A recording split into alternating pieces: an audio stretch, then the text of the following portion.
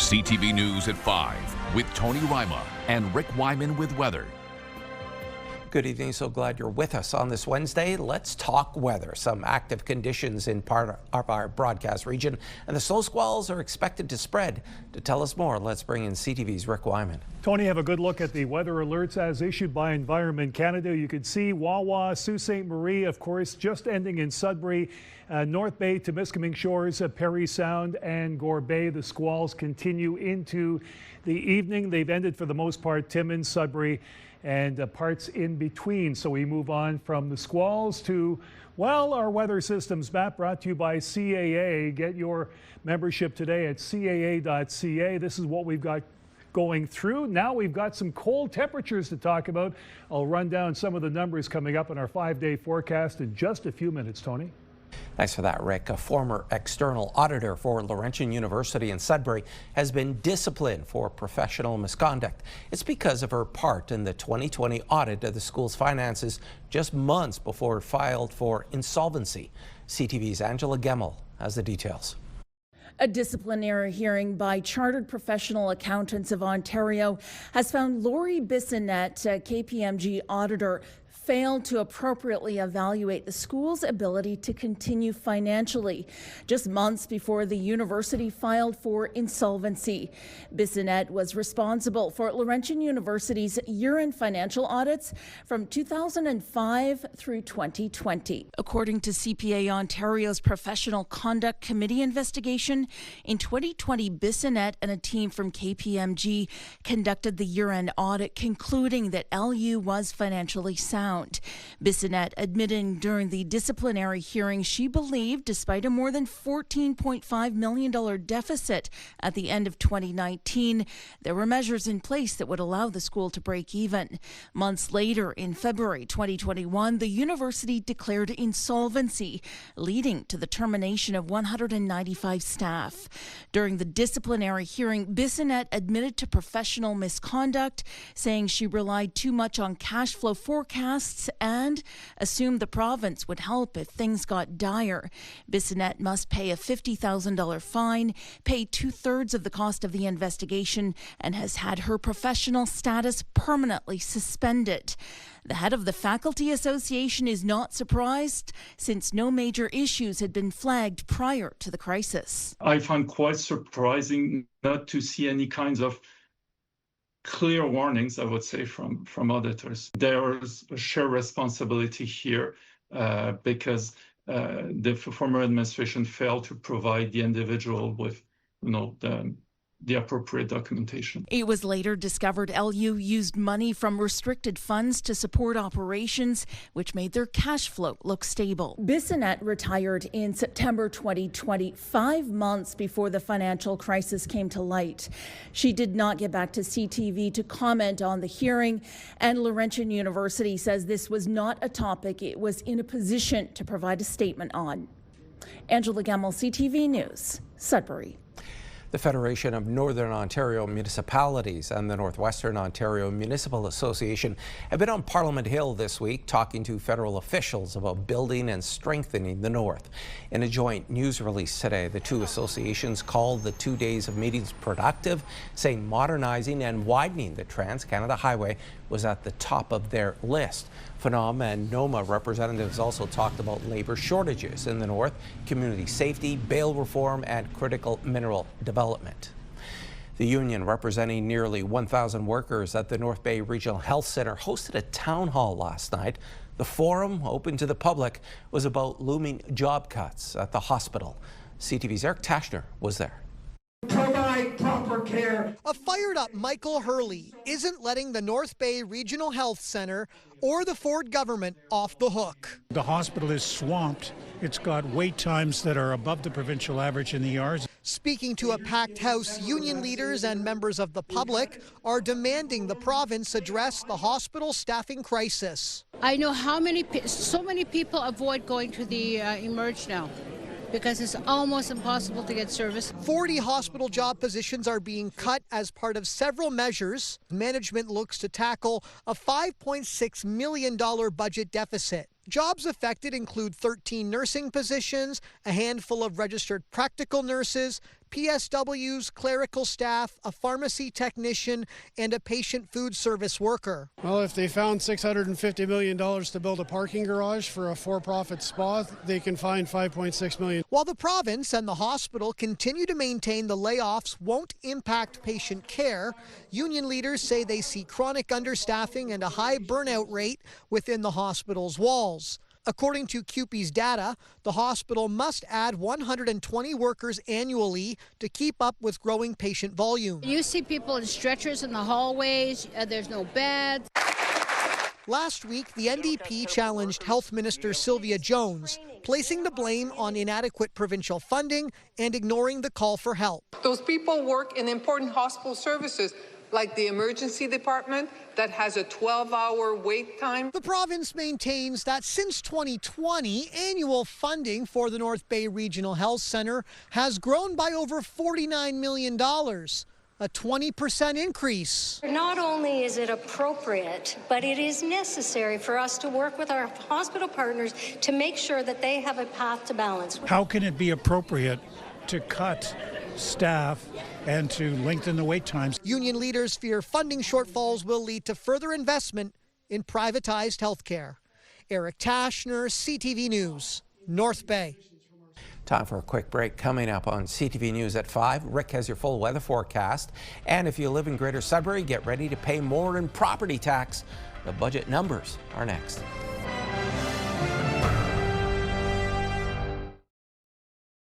When you see it happen, send it to CTV News.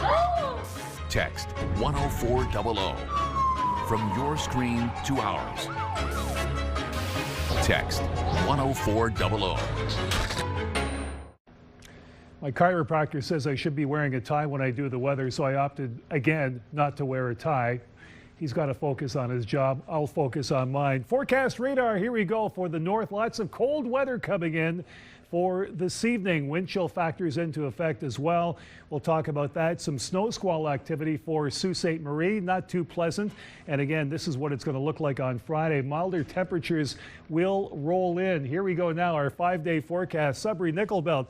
Wind chill tomorrow about minus 21 after minus 27 overnight. Sunshine tomorrow. Friday some flurries, warming up minus 5. Flurries on Saturday minus 3. Minus 12 Sunday, getting colder, minus 21 at night. Monday minus 10 your daytime high with the cloud cover. Meanwhile, in Sault Ste. Marie, flurries tomorrow, 10 to 15 or perhaps 10 to 20 centimeters. The squalls, of course, off Lake Superior, minus 8 your daytime high. Friday, some flurries, minus 3. More flurry activity Saturday. Chance of flurries on Sunday and Monday, minus 8 to minus 6 your daytime highs. This is where it gets interesting. Timmins, Cochrane, Kapuskasing, chance of flurries, minus 16 daytime high. Again, the overnight temperatures, as you'll see by the weekend, some flurry activity Friday, chance of flurries on Saturday, minus 8, but minus 23 overnight, minus 24.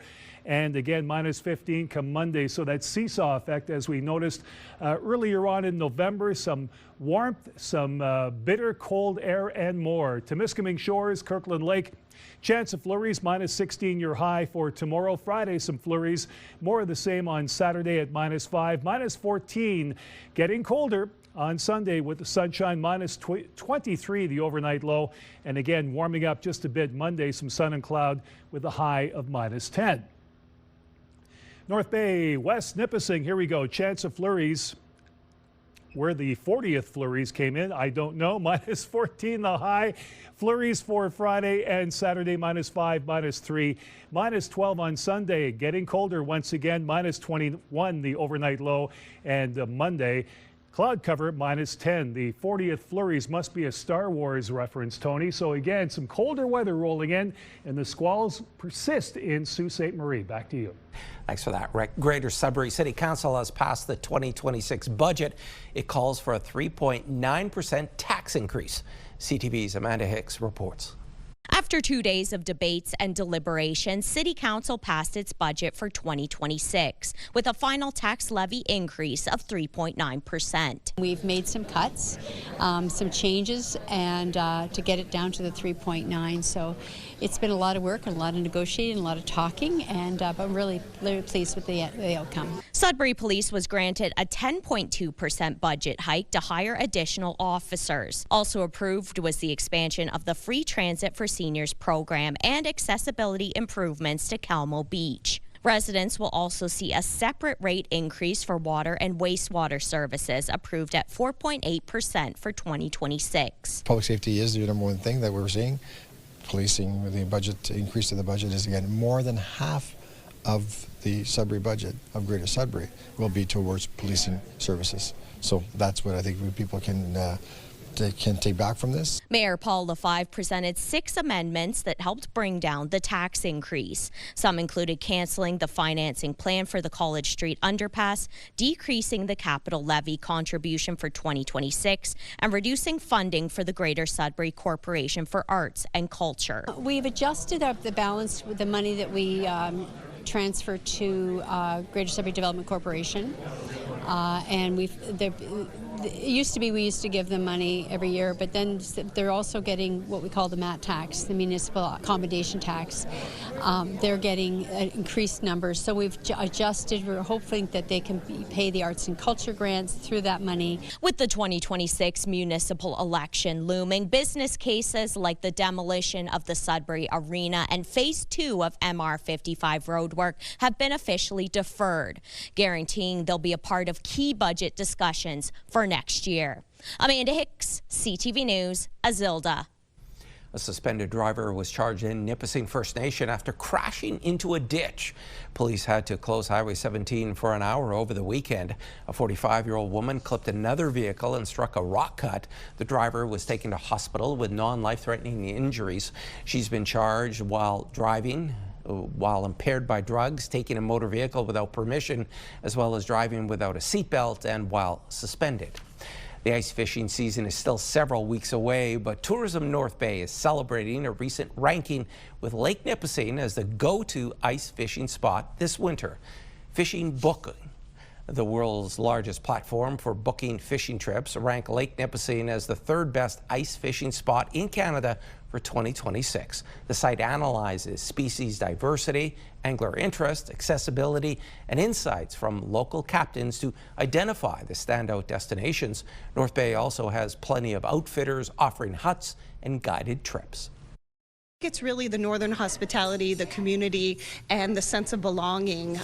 There's nothing better than going out on a beautiful day and drilling the hole and, enjoying some friends or some family members. And in 2023, Lake Nipissing took top spot this year. Lake of the Woods, sitting on the Ontario-Manitoba border, was named #1. It's just days away. Coming up on CTV News at 5. The CTV Lions Children's Christmas Teleathon is on Saturday. We preview this annual tradition in a few minutes. We are just days away from the 77th CTV Lions Children's Christmas Telethon. This long-standing tradition is happening Saturday from 2 p.m. until 11 o'clock. There is going to be great entertainment at Place des Arts and the phone panel here in our CTV studio. Lions Club members, volunteers, and businesses, including Tim Hortons, come together to help raise money to buy toys for children in Sudbury and area. Just to put a smile on the faces of those kids and their families. We need your help and support. We need your help and support to cover the $325,000 goal this year. And tomorrow night, the Lions Club will be at the Sudbury Cubs NOJHL game collecting donations for the telethon. For a donation to the Lions Club, you can pick up one of these limited edition telethon ornaments. Game time is 7 p.m. at Countryside Arena. Special thanks to Kia McDonald, one of our performers this year, for modeling the ornament for us. And don't forget to tune in this Saturday, December 6th at 2 p.m. As for games tonight, there's only one game in the NOJHL. The French River Rapids travel to Powassan to take on the Voodoos at 7 o'clock. It's hard to believe, but Christmas Eve is just 3 weeks away. This is also the time of year the Salvation Army is ramping up its community outreach. CTV's Madison Merrier tells us about 2 campaigns. Jingle bells ring and lives are impacted with the Salvation Army's annual campaigns. The support that we get from the community each and every year, it just goes to show that Sudbury is a caring and generous community, and so it warms my heart to see people of all generations giving at Christmas time. We run 365 days a year, but Christmas is a special time for the Salvation Army. It always has been, and not only do we want to make Christmas really bright for those that are in our home, but we also try to help people that are not necessarily in our home. So it's a time of year to give. Officials with the campaign are hoping for continued support from the community because the need is great. This is our annual Christmas Kettle campaign. This is our major fundraiser for the year. It helps to primarily support our Christmas hamper program, which this year alone has increased by over 300 households. So this year we are assisting 1,300 households. We've been at 100% capacity, honestly, for the last 3 years, and we turn away probably 120 individuals every single month. So the need is great. Santa Shuffle donations will be supporting vulnerable women and youth, providing them with a safe house to stay at Cedar Place. This is a great event for anyone with all kinds of skill levels because we have a 1K walk or shuffle or run, and we have a 5K walk, shuffle, or run. The Santa Shuffle will be happening at the Delky Dozy running track on the morning of December 6th, and the Christmas Kettle campaign will be ongoing at around 10 different locations before ending on December 24th. Madison Marier, CTV News, Sudbury. It's a toolkit. When we return, an author has released a companion book to her original. You're watching First at 5.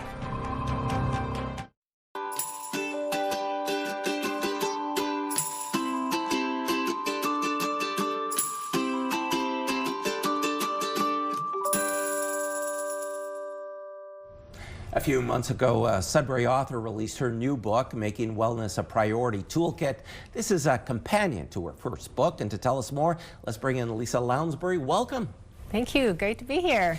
Tell us about this book, but before we get there, you're a resilience and well-being expert. What does that mean? It means I'm educating and empowering people to make wellness a priority, and through that you're building resilience. And in today's world, we need resilience to get through everyday life and all the stressors, physically and emotionally. So just empowering people to make this a priority. How is the toolkit different than your first book? When I published the first book, it's a guide to empowering you, and we use that word a lot, to make wellness a priority, and I wanted to create a toolkit so people can actually navigate through the stories, through the lessons, through the strategies, put pen to paper and start creating their own journal so that they can keep track, go back to it, and really use it so that it works for them year after year. You hear quite often people will read, self-help books, well-being books. Do you find that people take the advice but don't practice what they're taught? That happens often, and that's why I wanted to create some kind of accountability for them. So no one else is watching them, and if you get empowered enough and you really want to do something with those strategies, this little toolkit is really helpful. So where do you start? Let's say you've read your toolkit and you said, I'm going to make a change in my life today. What do you recommend to people? The book takes you through strategies to make it common sense, to make it easy, because a lot of people think being healthy has to be complicated. I don't want that to be the message or the lesson. And it starts with simple, easy steps. It starts with finding out why is this important to you. When you make it a priority and you link it to why, how do I want to look in 10 years, or how do I want to age, then that comes with the strategies of taking one good step after another. I'm just wondering, before we conducted this interview, I told you about how I practice self-help. So do you find you can start by maybe sleeping a little bit more, changing your habits so you're not so focused on technology, which many of us still are? For sure. Starting small, taking one step at a time, figuring out where am I going to start? Am I going to start with sleeping more? fantastic, because that's going to link you to another good habit, which could be exercising, because now I have energy, I'm not tired anymore. And then that just stacks a different habit, and then maybe you'll start drinking water, maybe you'll start eating healthier, and then all of these habits start to stack one on another. Before you know it, you have a really healthy lifestyle. Lisa, thanks so much for coming in, and continued success. Thank you. Lisa Lounsbury was our guest, and to see more of our authors and our Northern Book Club, head to our website, CTVNewsNorthernOntario.ca.